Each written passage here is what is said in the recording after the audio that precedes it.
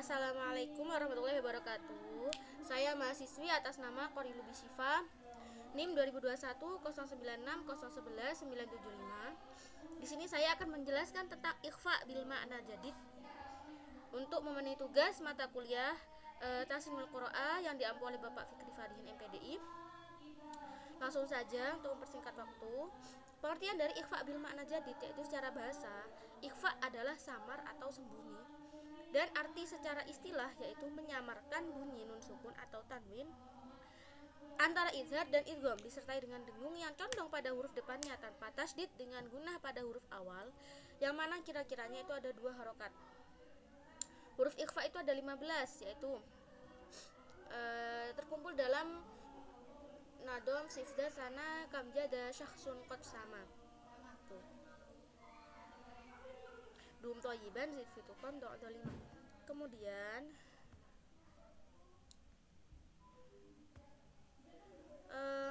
bacaan ikhfa itu terbagi menjadi 3 tingkatan. Ada ikhfa a'la atau yang paling tinggi, yang mana bacaan ikhfanya itu lebih lama gunahnya apabila ada nun sukun dan tanwin bertemu dengan ta, dal, dan to. Cara membacanya yaitu ketika menyuarakan nun mati atau tanwin yang mana ujung lidah itu hampir menyentuh pangkal 2 gigi atas sesuai pada posisi makhrajnya. Kalau ikhfa adna atau yang paling rendah, yaitu bacaan ikhfanya itu samar atau lebih pendek dari gunahnya apabila ada nun sukun bertemu dengan qaf dan kaf. Cara membacanya itu gitu. Kemudian ikhfa ausat atau di tengah-tengah, yang mana dia itu gunanya itu sama atau sedang ketika bertemu dengan sa, jim, dal, zain, sin, shin, shot, dot, to, do, dan fa. Ujung bibir dan juga lidah itu dipersiapkan untuk menetapi makhraj huruf yang dihadapi. Kemudian huruf-huruf ikhfa bil makna jadid. Yang dimaksud dengan ikhfa bil makna jadid adalah apabila ada 2 huruf yang mati di akhir kalimat karena dibaca waqaf. Adapun huruf-hurufnya itu ada 8: ro, lam, nun, mim, do, ya, ha, wawu. Dengan syarat huruf-huruf tersebut itu harus yang pertama terletak di akhir kata, kedua disukun karena ada waqaf, kemudian yang ketiga didahului oleh huruf mati yang asli, kemudian yang nomor 4 huruf yang ke-8 tersebut itu tidak bertasdid atau tidak ada tasdidnya. Kemudian yang kelima, sebelum huruf akhir tidak ada huruf mat. Apabila salah satu dari 5 syarat tersebut tidak ada, maka tidak terjadi bacaan ikhfa bil makna jadid. Contoh-contoh dari bacaan ikhfa bil makna jadid yang pertama. Contoh, ro ketika bertemu dengan huruf ro. Wal asr, karena adanya ro terletak di akhir kalimat.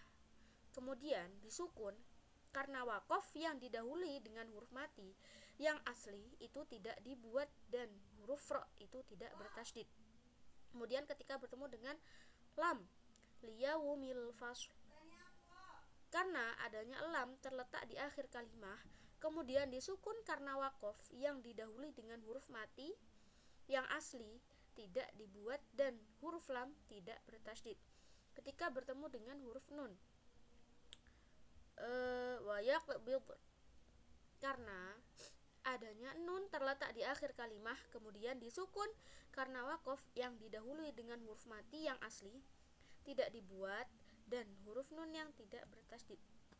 Kemudian ketika bertemu dengan huruf mim, summum bukmun, karena adanya mim terletak di akhir kalimat, kemudian disukun karena waqaf yang didahului dengan huruf mati yang asli tidak dibuat dan huruf mim tidak bertasdid.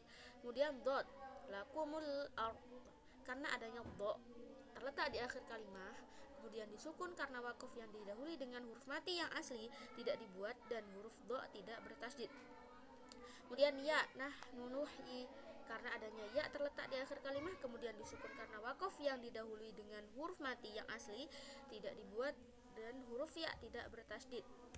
Kemudian ha, ala wajhi, karena adanya ha itu terletak di akhir kalimat, kemudian disukun karena waqaf yang didahului dan lain sebagainya. Cara membaca ikhfa bil makna jadid yaitu ketika timbul contoh-contoh di atas, Maka akan timbul sebuah pertanyaan, bagaimana hal itu bisa terjadi dan dinamakan ikhfa bil makna jadid? Jawabannya yaitu mengacu pada pengertian dari ikhfa jadid di atas yang termasuk dan memenuhi syarat terbaca menjadi ikhfa jadid. Dari urian tersebut dapat dipahami bahwa ikhfa bil makna jadid atau ikhfa dengan bacaan baru dengan makna baru terjadi ketika ada dua huruf yang mati di akhir kalimah karena dibaca waqaf, dan cara membacanya itu dengan menyamarkan atau mengisyaratkan huruf terakhir. Mungkin hanya itu yang dapat saya jelaskan. Selebihnya saya mohon maaf. Wassalamualaikum warahmatullahi wabarakatuh.